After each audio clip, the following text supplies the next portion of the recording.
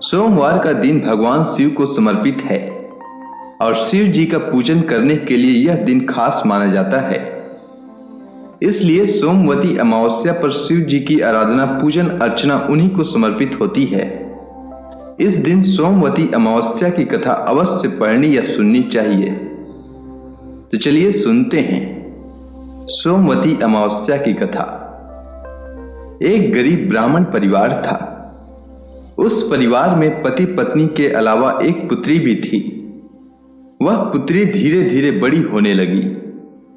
उस पुत्री में समय और बढ़ती उम्र के साथ सभी स्त्रियोचित गुणों का विकास हो रहा था।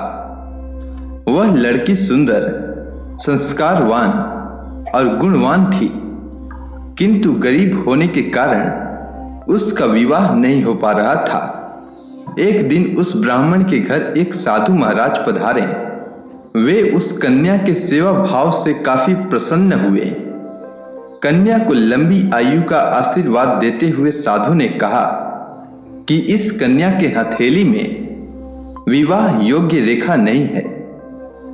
तब ब्राह्मण दंपति ने साधु से उपाय पूछा कि कन्या ऐसा क्या करे कि उसके हाथ में विवाह योग बन जाए।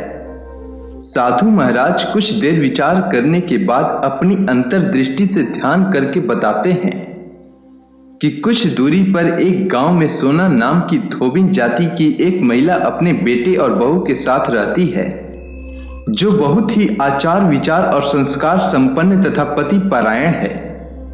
यदि यह कन्या उसकी सेवा करे और वह महिला इसकी शादी में अपनी मांग का सिंदूर लगा दे, उसके बाद इस कन्या का विवाह हो तो इस कन्या का वैधव्य योग मिट सकता है।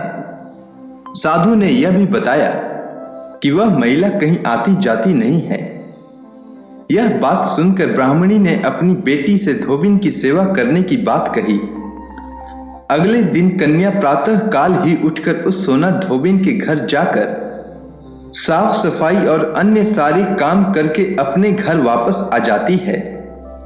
एक दिन सोना धोबिन अपनी बहू से पूछती है कि तुम तो सुबह ही उठकर सारे काम कर लेती हो और पता भी नहीं चलता है। इस पर बहू ने कहा, माँ जी, मैंने तो सोचा कि आप ही सुबह उठकर सारे काम खुद ही खत्म कर लेती हैं। मैं तो देर से उठती हूं। इस पर दोनों सास बहू निगरानी करने लगी कि कौन है जो सुबह ही घर का सारा काम करके चला जाता है।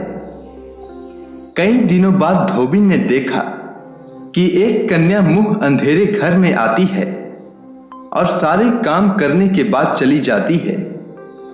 जब वह जाने लगी तब सोना धोबिन उसके पैरों पर गिर पड़ी।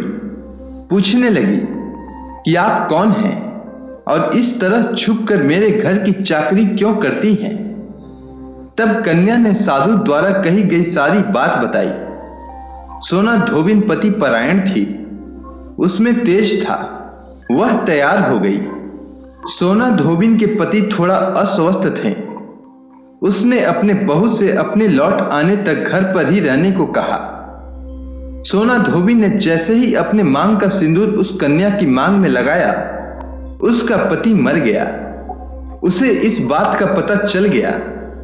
वह घर से नीराज जल ही निकली थी।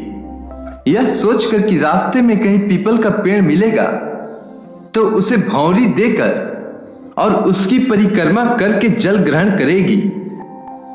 उस दिन सोमवती अमावस्या थी।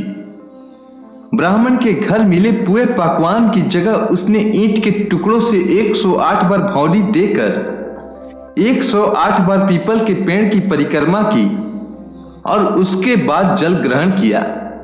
ऐसा करते ही उसके पति के मुर्दा शरीर में वापस जान आ गई।